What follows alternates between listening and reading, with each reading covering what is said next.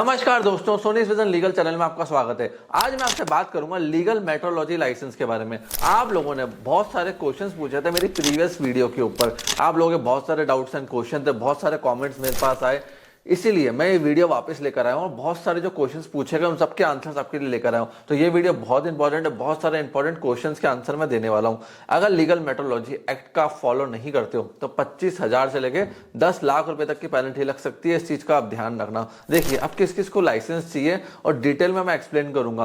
पहली चीज, अगर आप किसी चीज का इम्पोर्ट कर रहे हो तो क्या आपको उसका लाइसेंस चाहिए? जी हाँ, चाहिए। अगर आप किसी भी चीज का इम्पोर्ट कर रहे हो तो यस, डेफिनेटली आपको 100% लाइसेंस चाहिए ताकि आप इंडिया के अंदर बेच पाओ।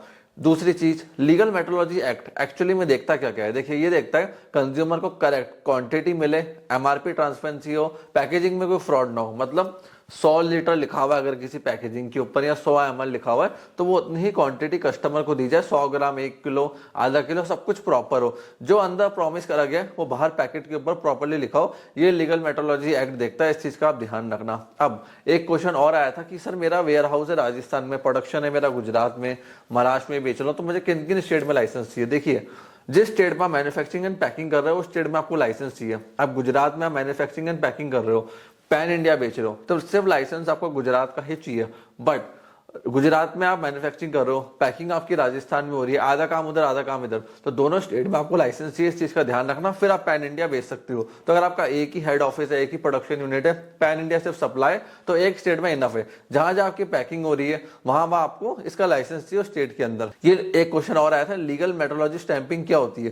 देखिए क्या होता है, इसमें एक वेइंग स्केल होता है अपन जिससे माल को नापते हैं, ठीक है, मेजर करते हैं कि 100 ग्राम है, 1 किलो, 1.5 किलो है। तो एक ऑफिसर होता है वो उस पर स्टैंपिंग कर देता है, वेरिफिकेशन लगा देता है कि हाँ जो ये स्केलिंग हो रही है, जिसको ये नोजल हो गया, वेट्स हो गए, ये मशीन सब कुछ सही है, प्रॉपर नाप ले रही है, इनमें कोई हेरा फेरी नहीं है, तो गवर्नमेंट की सील और स्टैंपिंग हो जाती है। ऑफिसर आपकी मशीन को हर 1 साल में, 2 साल में रिन्यूअल कर सकता है और स्टैंप को। इस चीज का ध्यान रखना। तो इसका रिन्यूअल 1 से 2 साल के बीच में होता है, बट ये हर स्टेट में डिफरेंट है, इस चीज का ध्यान रखना एज पर शेड्यूल। तो अगर आप अपने स्टेट को नीचे कॉमेंट करोगे कि आप कौन से स्टेट से हो, राजस्थान से हो, तमिलनाडु से हो, गुजरात से हो, दिल्ली से हो, चंडीगढ़ से हो, कहां से हो, तो मैं आपको और बेटर बता पाऊंगा। तो अपने स्टेट को नीचे कमेंट कर देना, फिर हम उसका रिप्लाई कर देंगे। अब क्या मैं ड्यूअल एमआरपी रख सकता हूं अपने प्रोडक्ट्स की? देखिए, अगर आपका प्रोडक्ट किसी शेल्फ पे जा रहा है तो वहां पे ड्यूअल एमआरपी नहीं हो सकती है। बट वही सेम प्रोडक्ट आपका किसी होटल में, इंडस्ट्री में जा रहा है तो वहां पे क्या होता है, वो लोग बॉटल ओपन करके, जैसे आप एग्जांपल समझो, एक रेस्टोरेंट में जाती है पानी की बॉटल, वहां पे बॉटल ओपन करके वेटर आता है, वो ग्लास में डाल के आपको देता है, तो वहां पे एमआरपी चेंज हो जाती है, फिर वो 100 रुपए का हो जाता है क्योंकि उसमें सर्विस ऐड हो गई। तो वहां पे 5%, 15%, सॉरी 5%, 18% जीएसटी भी एडअप हो जाता है, क्योंकि आप जो सर्विस है, हॉस्पिटलिटी है, कन्वेंस है, लोकेशन है, एक्सपीरियंस है, उन सबका पैसा दे रहे हो। और जनरली कई होटल्स वाले क्या करते हैं, अपने लिए कस्टम पैकिंग करवाते हैं। आधे लीटर की बोतल हो सकता है मार्केट के अंदर 15 रुपए की बिक्री हो, एक होटल वाले ने 50 रुपए में सेम कंपनी की बोतल 1 लीटर की मंगा ली हो, तो वहां पे वो डिटेल्स को चेंज करवा देते, क्वांटिटी को चेंज करवा देते, अपने हिसाब से अपने लिए कस्टमाइज चीजें करवाते हैं। तो वहां पे यस 2 एमआरपी आ सकती है। जब चीजें कस्टमाइज हो जाती है, टोटली डिफरेंट हो जाती है। या फिर होटल वाले उसको एज सर्विस फॉर्म में दे रहे हो। इसलिए कहा गया है कि अगर आप कहीं शेल्फ से किसी बॉटल को उठा रहे हो, रिलायंस की अपन मॉल में, सॉरी रिलायंस के अपन मार्ट में जाते हैं, डी मार्ट में जाते हैं, तो वहां से पानी की बोतल आप सेल्फ पिकअप कर रहे हो, कोई सर्विस नहीं है, और खुद ही पानी की बोतल पी रहे हो। होटल के अंदर क्या होता है, वेटर आ रहा है, बॉटल आपके लिए लेकर आ रहा है, ग्लास दे रहा है पानी का, तो वहां पे सर्विस चार्ज एक्स्ट्रा ऐड हो जाता है। जैसे अपन फ्लाइट में जाते हैं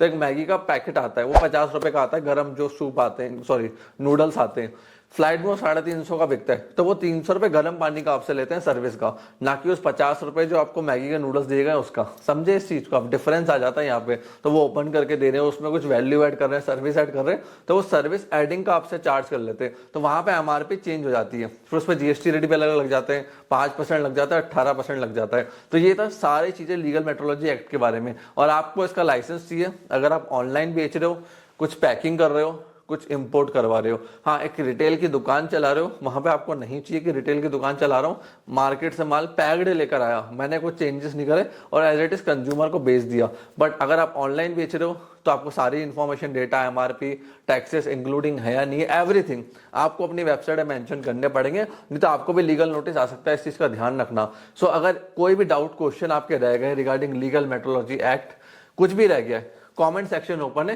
कमेंट सेक्शन में कमेंट करके पूछ सकते हैं। आपने इस वीडियो को यहां तक देखा, हम लोग सपोर्ट दिया, उसके लिए धन्यवाद।